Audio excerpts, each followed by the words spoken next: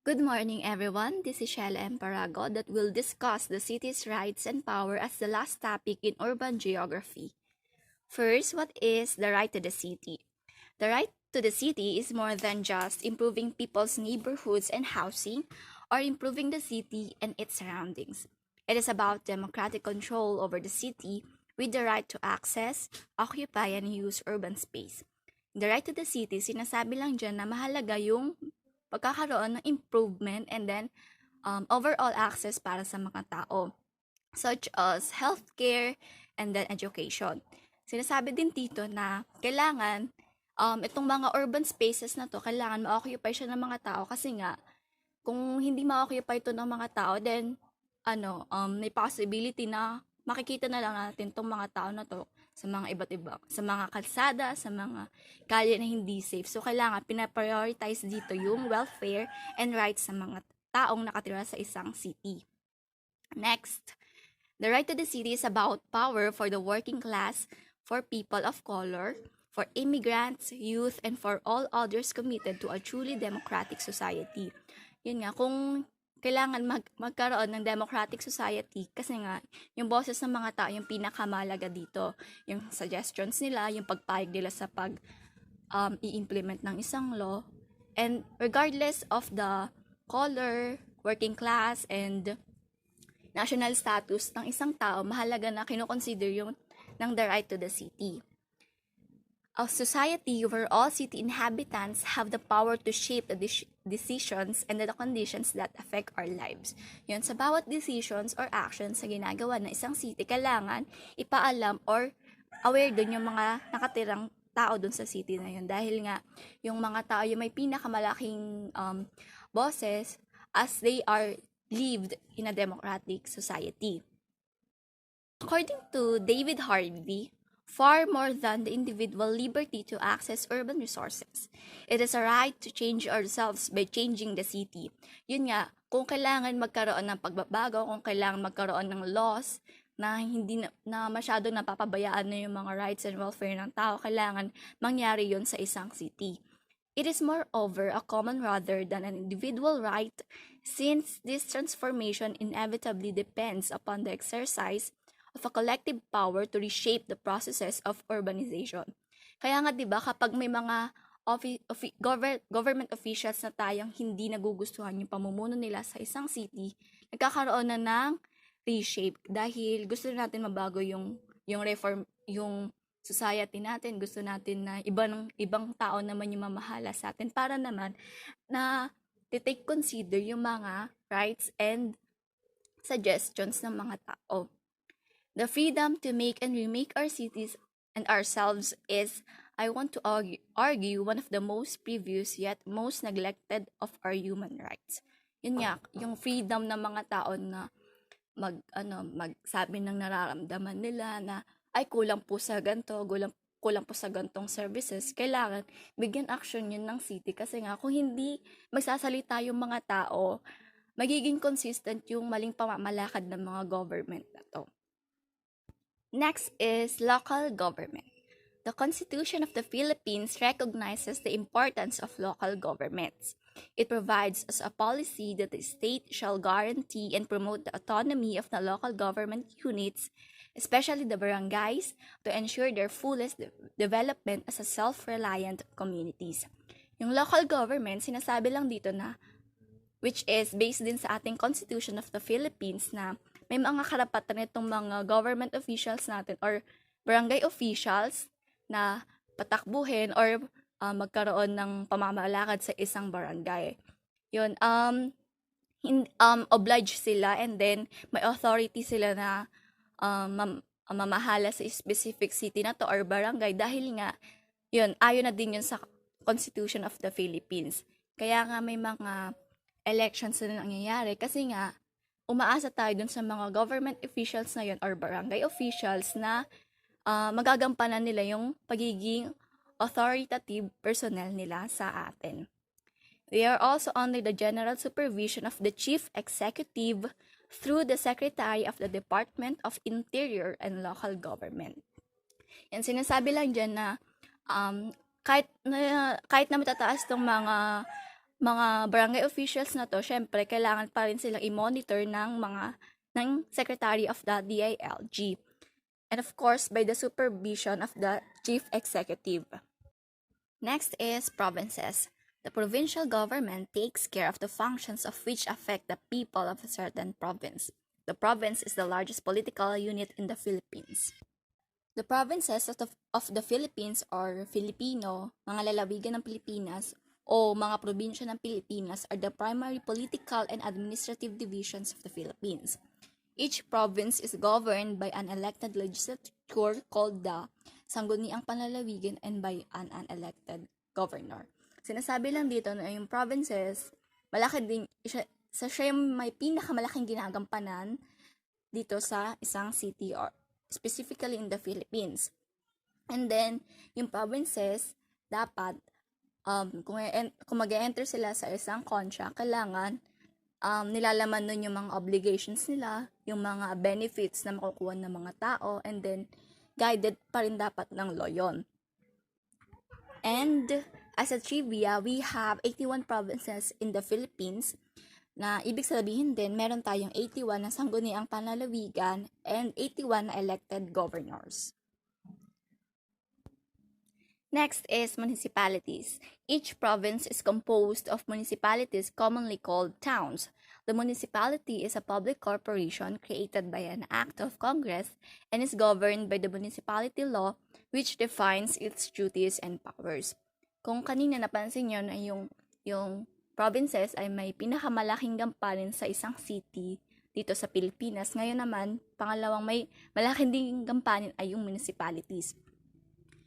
Sinasabi lang dyan na ang municipality ay may gampanin din na dapat governed din or under or being supervised by the municipality law. Sa municipality law, dito nakalagay or nakasulat yung mga duties and powers na dapat nilang gampanan. Then, pansin din natin na marami din silang mga gampanin such as in court, kontrata din, and mga personal properties for municipal purposes. Provinces of the Philippines are divided into cities and municipalities, which in turn are divided into barangays or formerly known as barrios. So next ay ang legislative body. So ang legislative body, bukod sa ang function niya ay gumawa ng law or ang source ng law, sila din mismo ang nag-i-implement ng law. Ang iba pang function ng isang legislative body, sila ay nagko-control ng money at nag-a-approve ng ng expenditure ng isang bansa. Sila din ang tinatawag na judicial power or meron silang judicial power. Sila yung nag-i-investigate sa mga higher public officials na nakagawa ng mali na nakasuhan or nakagawa ng mali. Like, example nito ay yung kay Laila de Lima or yung kaso niya sa drugs. Tapos yung example din nun yung kay Joseph Estrada nung nakagawa siya ng kasong plunder. So sa Pilipinas, ang tawag sa ating legislative body ay Senate and House of Representatives. So yung mga House of Representatives, sila yung Congress or Congresswoman. Sila yung mga legislative body within the district. So ina-appoint sila. So, ang isang Congress ay pwede magkaroon ng 3-year term by voters in their representative legislative district. Sa ating bansa, meron tayong 238 representative elected by district. So, next naman ay yung Senate o yung mga senators. So, sila yung mga lawmakers within the state or nationwide. So, sila yung mga binota ng mga qualified voters. So, next is yung executives. So, yung executives, kung mga legislative, sila ay yung gumagawa ng law. Ang trabaho naman ng executive ay ang implement ang law na ginawa ng legislative sa mga citizens or sa mga people. So, ang unang form of government is mayor-council form of government. So, i-define natin muna ang council. Ang council ay isang legislative body ng government or group of represented or appointed people. So, sila yung representative ng public or sila yung nakakaalam dapat ng kalagayan ng mga tao at at kung ano yung mga social problems sa kinakaharap natin. Sila din yung nag-a-advise sa government ng mga policies na dapat ipatupad within uh, the province or city. So, dito sa form of government na to, ang mayor ang may power or ang may authority. Siya lang pwede ang mag-appoint ng mga department heads niya or yung mga office workers niya. Siya din ang pwede mag-remove ng mga workers niya. So, kahit meron ditong power ang legislative, ang mayor pa rin ang masusunod. So, next form of government is yung council manager form of government. So, sabi dito from its word, council manager. So, yung council, sila yung nagpapatupad ng law or gumagawa ng law.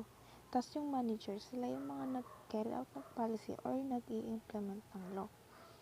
Sabi dito na mahalaga yung role ng isang council dahil siya yung nagmamanage ng area na yon or ng city na yun or ng isang province na yun. So, bilang representative ng public, dapat inform yung public sa mga ginagawa niyang decision making at dapat responsible siya sa paggawa ng mga decisions or yung mga policy at law. Ito naman yung other roles of council. So, ang council, mahalaga siya dahil parang nagsisilbi siyang bridge between the government and the people. So, para siyang nagiging boses ng mga people kung ano ba yung mga kailangan nila at yung mga concern nila sa government. So, yung sinasabi dito ay yung mga role ng isang mayor o isang executive. So, bagaman hindi man sila yung nagdidesisyon kung ano yung policy na ipapasa, mahalaga naman yung impluwensya nila sa paggawa ng policy at yung magiging desisyon nito. So, sila yung nagsasala kung kailangan ba talaga yung policy na yun or hindi naman siya masyadong kailangan. So sila yung nag-foresee kung ano bang magiging result nun kung pinasa yung law na yun na ipasa. So next, what staff needs to know about elected officials? So yung mga staff na tinutukoy dito ay yung mga tao. So hindi sila yung literal na staff or yung mga citizen.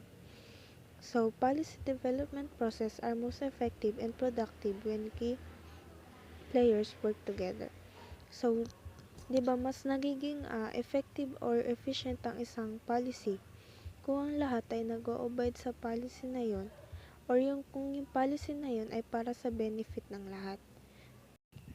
So, next, elected officials have different needs than staff. So, para maging isa ka daw effective official, dapat alam mo at responsive ka sa mga needs ng iyong constituents. Dapat makikita din yung pagiging fairness mo sa pagdidesisyon mo. At iwasan yung minority views or yung pagtingin lang sa partially or hindi pagiging patas sa pagdidesisyon. So, next is elected officials like to have choices. Nasabi lang dito na dapat ang isang officials pag naggawa siya ng plan or solusyon, dapat hindi lang isang solusyon yung magagawa niya or meron pa siyang mga backup plans. So, dapat hindi lang plan A ang meron siya, dapat may plan B din siya kung sakaling hindi gumana yung unang plano. Next, elected officials want to know where various groups stand on an issue. So, dahil nga yung pinamumunuan ng isang official ay different people with different religion, ethnics, and race, dapat ang isang officials alam niya yung mga concern ng mga different people na yun, kung ano ba yung opinion nila para yung conflict sa isang sa isang issue na yun is maging balance or hindi siya maging bias sa pagdidesisyon or sa paggawa ng isang policy. Next, elected officials do not like surprises. Sinasabi lang dito na if ang isang constituent meron siyang concern, dapat magbigay siya ng lahat ng information about sa concern niya dun sa issue na yun. So, dapat lahat ng details, malaki man or maliit, dapat sabihin niya yun para yung isang official, yung maging decision niya is fair and hindi bias. At makagawa din siya ng isang mabuting desisyon. So, next naman is yung Republic Act number 1585 o yung Decentralization Act of 1967. So, dito, sinasabi lang dito yung pag-grant ng authority ng mga local governments dun sa mga citizen or people or district na kinabibilang nila provinces or cities.